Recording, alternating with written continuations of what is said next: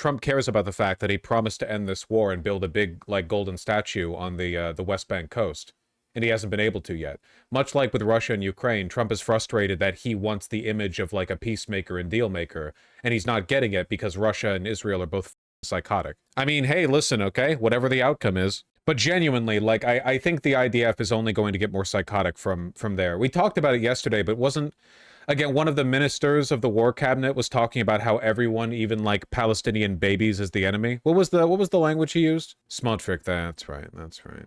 He said exactly that. Yeah, I think I pretty much nailed the syntax there. Trying to find that bit. Now, Smotrich's been talking like that for a long time, I guess. Look at the news on the left. Implementation of Trump's Gaza relocation plan is conditioned for ending the war. Can I get some clarification on this? Moving them all to Libya? What's the plan here? Jesus Christ. From Netanyahu. Golan's remark that Israel kills babies as hobby reminds me of medieval blood libel. Dude, the legitimacy of anti-Semitism accusations are having so much damage done to them by this nation. Even if it wasn't for the genocide of the Palestinians, Israel should have been, like, multilaterally occupied by the UN purely on the grounds of completely cheapening the basis of, like, any anti-Semitic accusation. It's insane how much they weaponize that shit. Oh yeah, I saw this one. Moshe Feiglin on Channel 14. Every baby in Gaza is an enemy. Classic. Discovering lost chapters of Mein Kampf every time you click translate on a Hebrew tweet. Bro, even Rubio's putting pressure. Well, yeah, of course, because, like, the writing's on the wall. Just never forget the fact that Biden could have done all of this. If even the GOP is capable of bucking the, like, MIC inertia and bias towards assisting Israel, like, the Democrats absolutely could have as well. There was a critical point in time where, like, very shortly after October 7th, where he had the opportunity to, like, put his foot down and say that we will not endorse occupation, etc., etc. We want, like, a full investigation, da-da-da-da-da, you know, people brought to justice. But that didn't happen, obviously. Obviously, that didn't happen. You would never guess who British media are blaming for Labour's policy on Gaza/Israel. Labour? Vance is skipping out on visiting Israel too. They've been getting a lot of pressure lately. Oh, they're blaming Corbyn? Well, it didn't say that in the headline. Is that Sir Elton John? Yeah, but I didn't think they were blaming it on Elton John. That wasn't my guess, based on the headline. It was further down. Yeah, well, that takes time to get to. Vance decided against Israel visit due to new Israeli operation in Gaza. They are sweating it out, man. While Vance was deliberating, concerns were raised that a trip to Israel at this time would be perceived by Israel and countries in the region as validation for Israel's expanded operation. At that point, Vance decided not to go. Jeez. I can't believe it. They're the most dogged fighters for the Palestinian people that the American government has to offer. Marco Rubio appears to acknowledge that humanitarian assistance is not reaching Gaza in, quote, sufficient amounts. That's great, man. Dude, we're gonna have decades of, like, red-brown, Democrats got flanked from the left bullshit on account of this. New party switch incoming. Yeah. Remember all the Dems in chat that didn't believe you that Trump could be better on Israel? Well, keep in mind, my argument that Trump might be better on Israel in, like, a broader consequential sense is that by being incompetent and laundering the topic poorly from 2020 onward, he might have just, like, not been able to command as much support or consensus as Joe Biden. But that's actually not what's happened. It's not a matter of incompetent support for Netanyahu. It's the fact that, like, unironically, the Gulf states literally just jangled some keys in front of Trump and he wandered over to them. Also, Trump very clearly wants to be known as a peacemaker, a deal maker, etc. Man, it really does make me think that if Trump had won in 2020, he might have been a lot harsher on Netanyahu, because in, like, the first 3 weeks, he would have been like, yeah, do whatever you need to. And then afterwards, he would have been like, all right, I'm bored of this news cycle. Let's wrap it up. Peacetime. Like, he wouldn't have had the patience for years and years of deflecting and lying to benefit Israel, because he doesn't care. He doesn't care enough. Do you think this pivot will affect Trump's numbers? Nope, because as the Democrats have yet to learn, voters will go along with basically anything you have to say as long as you have a compelling reason. Literally, you just need to make the argument for them. That's it. And because the right wing controls the government and media and social media and everything, it also no one in America cared to begin with. The vast majority of supporters of Israel in America are people who are just passively following the line that was put forward by the status quo, right? The establishment. You know, this Hamas terrorists, safe haven for Jews, whatever. Right, it's not like ideological commitment. That's a small fraction of the population. Democrats are doubling down on Israeli support. Yeah, because support for Israel is, like, essentially it's like a flag for status quo neoliberal Western military hegemony support, right? what the Democrats are positioning themselves to basically be like, don't you like it when things were normal? Don't you like it when things worked the way they're supposed to? Neoliberalism and unquestioned support for Israel to continue supplying contracts to the MIC. Like that, if Trump moves from Israel, that just gives the Democrats even more of an opportunity to essentially pitch the argument like, well, hey, remember us? And Netanyahu, you didn't appreciate who you had when you had him. Biden was your best ally. New Jersey congressional candidate Michael Roth says he wants to be a strong pro-Israel voice for a new generation. And former Small Business Administration head. Wow, what a shock. You're telling me this youthful populist voice who just happens to support Israel is also steeped in corporate money? Oh man, incredible. I wouldn't have guessed it. Do you think they'll now say Trump's being anti-Semitic? Well, Trump is an anti-Semite, but not for not supporting Israel. But will they? Nah, probably not. That'd be like uncivil or something. Also, if we get a presidential campaign cycle where a Democratic centrist accuses Trump of being anti-Semitic for not sufficiently supporting Israel, I'm going to crash the fuck out and vote for the Green Party. Just to let you guys know. How can they see it as anything but political poison at this point? They don't care. They're wealthy whether or not they win. Also, they talk to consultants and lobbyists, not to you. The fact that at this point the majority of Democratic voters don't support Israel is irrelevant to them because they have never represented the interests of the people. Republicans represent the interests of their people more, at least their perceived interests, more than Democrats do, because Republicans actually work to manufacture consent and Democrats don't. Democrats tried to with Israel and they half-assed even that, which is why most of the party base turned away from Israel over the course of Biden's term. This man's grandfather, who never fully told his story, lost his siblings and his mother in the Holocaust before moving to Israel and fighting for the Israeli War of Independence. Oh, fantastic. You mean the 1948 Arab-Israeli War? Okay, yeah. Holy shit, the new Israel striking Iran wasn't even communicated by Israel? What do you mean the new? What do you mean the new striking of Iran by Israel? What are you referring to? This? Oh, they're preparing to strike. That's a different thing, but, you know. U.S. intel suggests Israel preparing strike in Iran's nuclear facility. Oh, dude, go for it, man. This might actually give Trump a good excuse to really, lay the heat on. After being explicitly told not to engage in any strikes in Iran because the Trump administration is currently working on some kind of accord with Iran. If our intelligence agencies find out they're trying to do it anyway, oh no, please. Citing multiple U.S. officials familiar with the intel. Let me try to find the original CNN reporting on that one. U.S. officials have obtained new intelligence suggesting Israel is making preparations to strike Iranian nuclear facilities. These officials caution it is not clear Israeli leaders have made a final decision, and there is deep disagreement within the U.S. government about the likelihood of such an attack. However, the U.S. assessment is based on both intercepted Israeli communications and on Israeli military activity, including the movement of air munitions and completion of an air exercise. Sounds like they're planning to do it to me. Whether or not our government thinks they're doing it is irrelevant. The intel is new. One person familiar with the U.S. intelligence on these issues told us, quote, the chance of an Israeli strike on an Iranian nuclear facility I told you, did I not tell you 5 minutes ago that Israel would get crazier and crazier? This is what happens when a rogue state loses its backing. Why even leak this info? Who's leaking it? Our intelligence agencies intercepted their communications. They're not leaking it. American intel is leaking it to CNN as a way of dissuading Israel from doing this. Saber rattling? It's not saber rattling. They saber rattle all the time in their press and their statements, okay? It's not saber rattling. It's preparing to strike. It's gone up significantly in recent Netanyahu wants war with Iran. months. And the prospect of a Trump-negotiated U.S.-Iran deal that does not remove all of Iran's uranium makes the chance of a strike more likely. My sources tonight, Jamil Jaffer, founder of the National Security Institute at George Mason University, former senior counsel to the House Intelligence Committee, and Sabrina Singh, former Deputy Pentagon Press Secretary and now a CNN contributor. Good to have you both here.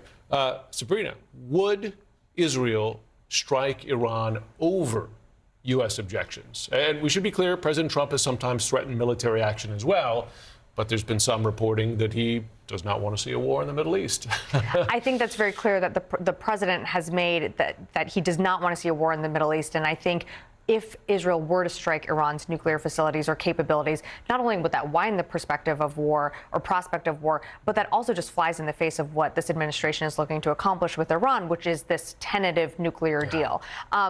At this moment, though, of course, Israel is viewing Iran as politically, militarily, and economically weakened. So they're seeing this as a chance to further weaken their capabilities. But again, that's really going to widen the aperture for potential war in the Middle East. The goal of this has to bring American boots over there, right? The hope from Netanyahu's perspective and what he's gambling on is that a war with Iran would lead to further Western support. It would allow him to continue the conflict and keep the West supporting him, because even if the West doesn't support what he's doing to the Palestinians, they will support Israel against Iran, because no one likes Iran. At least. An Israeli source told me, Jamil, that the Israeli position is essentially, if the U.S. were to make a deal that's a bad deal in their eyes, that just gives up too much and allows Iran to maintain too much of a nuclear program from the Israeli objective, then they might very well strike. Is that Israel's concern here, that Trump may so want a deal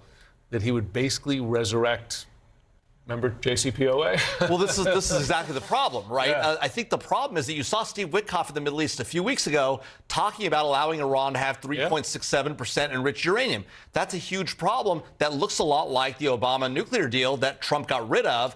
And it's not a huge problem. There's nothing wrong with Iran having uranium that's being enriched for like energy purposes. Israel's was completely opposed to a deal that looks like that. They don't want that. So now you see Witkoff back in the Middle East. You see the president also saying no enrichment, right? Something Marco Rubio had said a few weeks back and had been in contrast to the rest of the administration. So we'll see what happens. But you got the Supreme Leader saying, why would Trump rip up the Iranian deal and recreate it needlessly? Because he wants credit for it. That's it. Literally, that's it. It's the easiest psychological read in the world. It's all psychology. We're not doing a deal without enrichment. So now you've got the two countries at odds. Israel might be actually using this opportunity to message to the U.S., don't do a bad deal. Yeah, exactly. I mean, it could. I mean, there's always an element of signaling in all this. I love the implication from this dipshit that it's legitimate for Israel to threaten to spark a war in the Middle East as a negotiating tool to try to force us, a real country, not a pithy, half-assed, fake settler colonial state that was founded less than a century ago, like they get to dictate the terms of the deal. Oh, sorry, America, isn't there someone you forgot to ask? And it's your insane nuclear rogue state that you've been irrationally funding for decades. Jesus Christ. Oh, Israel's just trying to make sure that we get a good deal. Israel. Let's game this out. If Israel were to go ahead and strike, how would Iran be likely to respond? I mean, they are severely weakened militarily, and not only Iran, but their proxy groups. I mean, Hezbollah in the... No.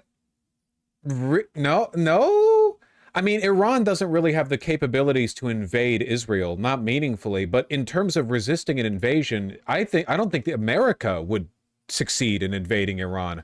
Not long term, at least.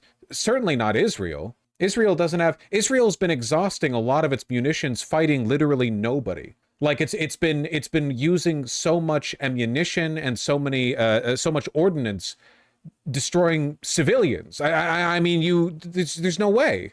North has basically been decimated by the Israeli military. Of course, Hamas has been completely... Oh, what the f*** is this propaganda? What the f***? Militarily, and not only Iran, but their proxy groups. I mean, Hezbollah in the north has basically been decimated by the Israeli military. No, they haven't.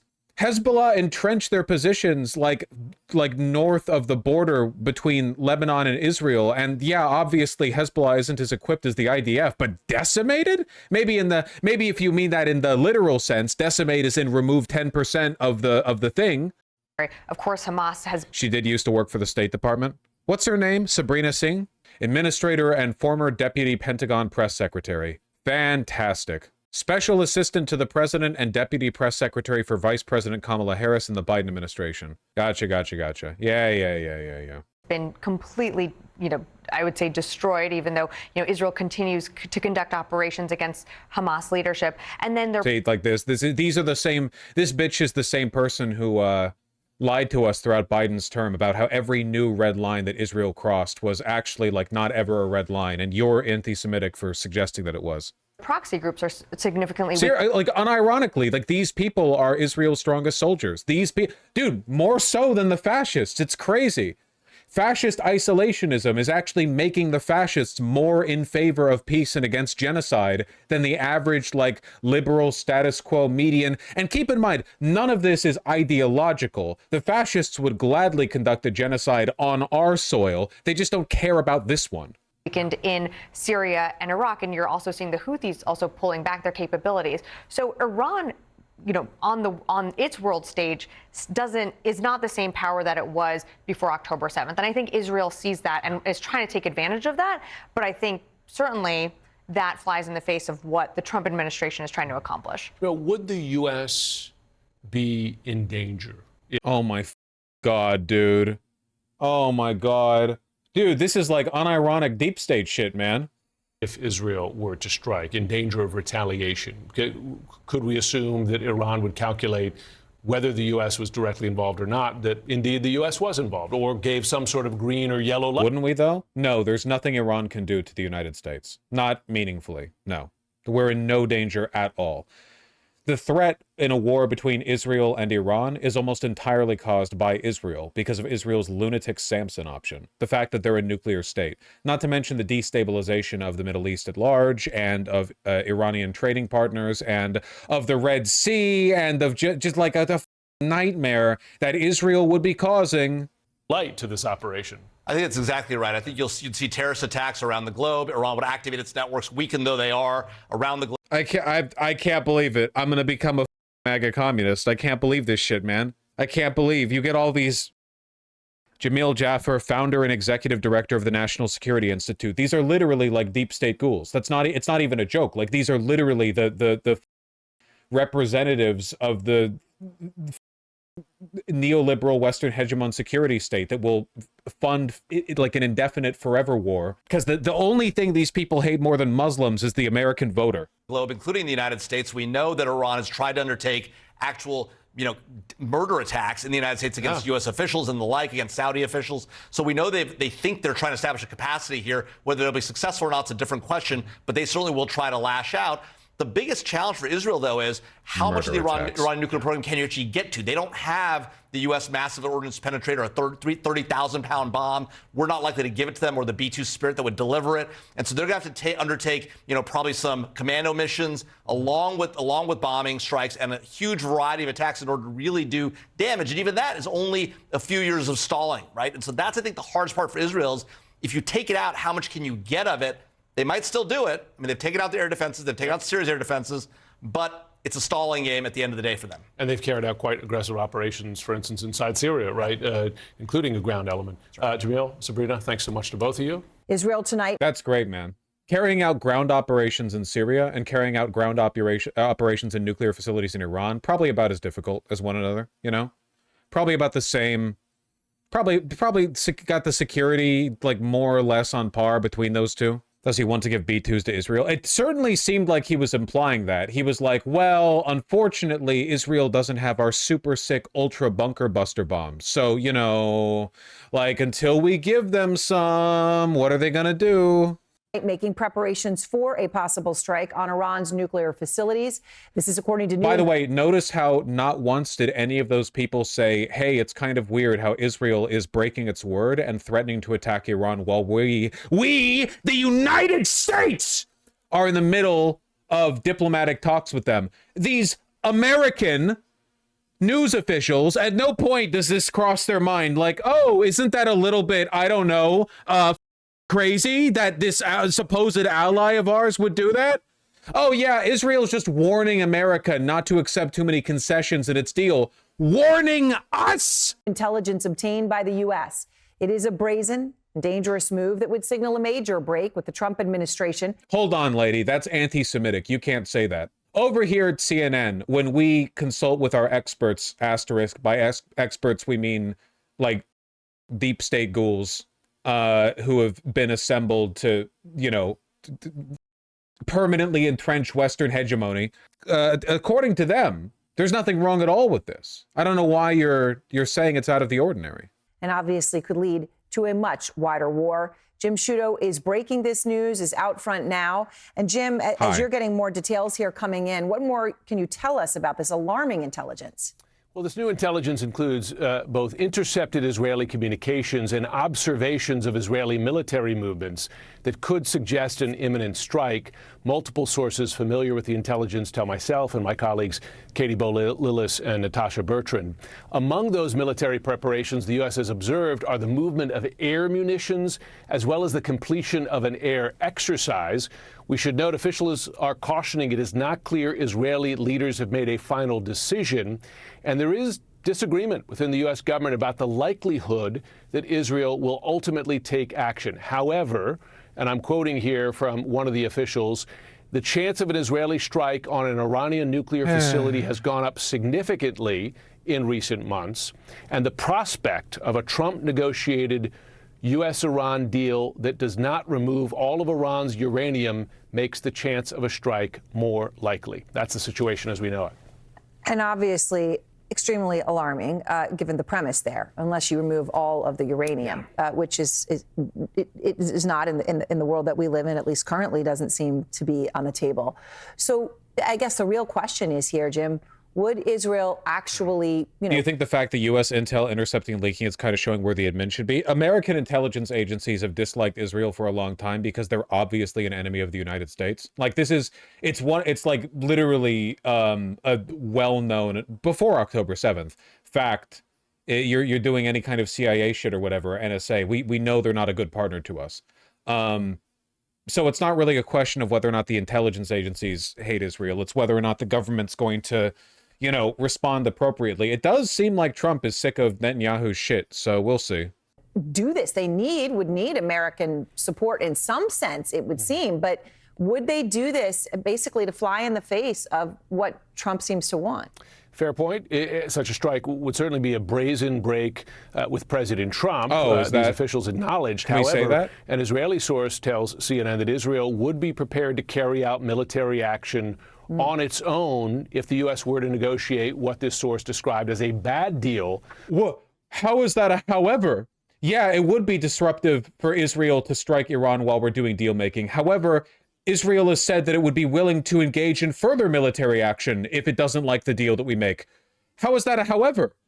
Why did you chain a why did you bridge those two statements with a however? You should have said in addition. Why are you implying that this is a break at all? This is like a doubling of the insane shit, not a countering of it. This coverage feels so much like consent manufacturing. Deep state, MIC deep state, MIC deep state. With Iran that Israel cannot accept. We should also note, and you know this well, Aaron, that Trump himself has publicly threatened military action against Iran if these nuclear negotiations fail. And in a letter to the... Yeah, but there's a difference between those two. Because what Trump has threatened is if these deals fall through, we would use military action. And what Israel is threatening is if we don't like the deal the United States does, we'll do military action. Or even worse, we'd be willing to interrupt the deal making with military action. Iranian supreme leader back in March, Trump set a 60-day deadline for those efforts to succeed. That, according to a source familiar with that communication, it's now been 60 days since that letter was delivered. So we should keep that timeline in mind as well as both Israel and the U.S. watching Iran very closely. All right. Jim Sciutto, thank you very much with these breaking details this hour. I want to ask you also in the context of the Armed Services Committee on which you sit, which I mentioned at the top, the breaking news Jim Sciutto was just reporting, the new intelligence suggesting that Israel's preparing a possible strike on Iranian nuclear facilities. And that would be a brazen break with Trump. That's and U.S. officials are saying that. He's been working on that diplomatic deal with Iran. The question for you, Congressman, is at this point, from the information that you have in armed services, does Trump have any sway on Netanyahu at this point? He does. I mean, they're obviously dependent on the United States for aid, for support. And I praised, actually, President Trump recently saying that he was trying to get an Iran deal. In fact, some people in my own party criticized me for that. But it would be a disaster to have Netanyahu launch a strike. Most military experts don't believe it actually would be effective, just given how dispersed a lot of Iran sites are. And And the fact is that some of them are in population centers based on public reporting. So it is my view that Donald Trump should make it clear that that's not good for stability. By the way, it's not good for oil prices, gas prices. The one thing Trump does understand is the economy. Ro Khanna being based exactly 50% of the time. Yeah, he really does. When Ro Khanna opens his mouth, God flips a coin, huh? As consequences of a war. And I'm very hopeful he'll stand up to the hawks in his own party and stand up and make it clear to Netanyahu this is not. Yeah, no, I agree. I've never said deep state so many times in a segment, but like, what else can you really, what else can you really say, right? It's so, the consent manufacturing is crazy. I wonder how Fox News is talking about this, because, you know, Fox News obviously will praise Trump for pretty much anything. I don't see a segment on Fox News referring to this intelligence leak. They're keeping their hands off this one, huh? Yeah? Wow. Nothing on Fox News from the past 48 hours mentioning Israel or Trump? There's no way. Oh, there's one from 2 days ago. Iran threatens Trump administration. Enrichment will continue with or without a deal. Different subject. Dude, they're having a little goddamn civil war between Donald Trump's inauthentic deal-making isolationist populism and all of the deep state hawks who desperately want to continue to use Israel as an excuse to dump money into the Middle East. That's crazy, man. I want more consent manufacturing. Give me more. Israel, Iran. Give me other networks. Other networks, okay? This is within the past 24 hours, so we can filter for that. Today. Bloomberg podcasts. That's not news. CBN News. Timcast IRL. Reuters. Now, give me, what about like MSNBC? I feel like more people should be covering the fact that a nominal ally of the United States is preparing to interrupt peace talks with Iran by bombing them mid-peace talks. I feel like that's deep state, deep state, deep state. Okay, Bloomberg podcast, you're up. Gripping thumbnail. The news itself, this report, isn't so much of a surprise because it's not the first time, obviously, that we've heard this intention or ambition from Israel, particularly from Prime Minister Benjamin Netanyahu, who has voiced his concerns very vocally, we know, for... This isn't what I was looking for. I want Suits explaining to me how what Israel is doing is good for the West. You mainstream news. God damn it. I don't find this intel leak all that surprising. Israel's been gearing up to strike Iran for ages. They haven't listened to U.S. direction for years. Yeah, I mean, the writing has been on the wall for a long time. It's just like, you know, insane. Do you think Israel will be in a position of having no allies in a few years? Nah, they'll always have India. Their article is just factual without the BS consent manufacturing. Yeah, but I want the consent manufacturing. That's the point. The planned strike on Iran is less interesting to me than the fact, like, because once you learn to identify it, it's kind of crazy to see it in action, right?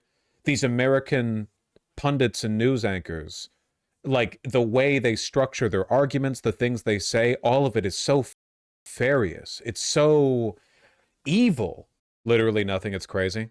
In Fox News articles, they just don't mention it at all. They have some stuff about Israel, but nothing about the leaked intel. Fantastic. Fantastic. The opposition's also calling for an attack. Well, yeah, right? I mean, it's not like the opposition in Israel isn't Hitlerite. They're all Hitlerite, at least almost all of them. Speaking of evil, what does Stephen Miller think about this? Well, he's a Nazi, so he probably thinks that Israel can go itself. In fact, there's a decent possibility that Stephen Miller's influence is part of the reason why we're pulling away from Israel. You know, Stephen Miller would rather conduct the genocide here in our territory and not expend money and political capital defending one abroad.